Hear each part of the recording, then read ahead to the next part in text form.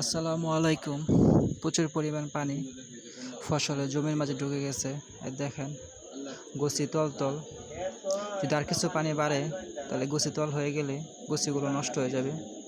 এরপরে যে কৃষকরা আবার লাগাবে ক্ষেত, সেই সিস্টেম নাই। কিন্তু প্রচুর পরিমাণ পানি, আসলে ক্ষেতগুলো যদি নষ্ট হয়ে যায় কৃষকের মাথায় হাত। কি টেনশন! সোনালি জমিনগুলো একদম নষ্ট হয়ে যাবে। প্রচুর পরিমাণ পানি। আসলে দেখেন পুরা বাইক পানি দা ভরা, পানি এত পরিমাণ পানি। সবাই দোয়া করবেন ক্ষেতের ফসলগুলো যেন নষ্ট না হয়। সবাই দোয়া করবেন। কৃষকের মাথায় হাত, যে এই তো সুন্দর ক্ষেতগুলো যে এখন নষ্ট হয়ে যায়, কি করবে? পরবর্তীতে আবার লাগানো যাবে না, প্রচুর পরিমাণ পানি।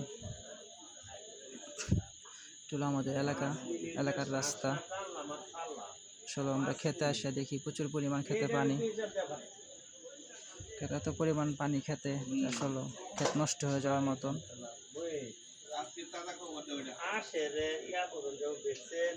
দেখেন কি পরিমাণ পানি খেতে, ক্ষেত ভরা প্রচুর পানি। দেখেন কি পরিমাণ পানি খেতে, ক্ষেতগুলো নষ্ট হয়ে যাওয়ার পথে। আর কিছুদিন থাকলে হয়তো ক্ষেতগুলো নষ্ট হয়ে যাবে।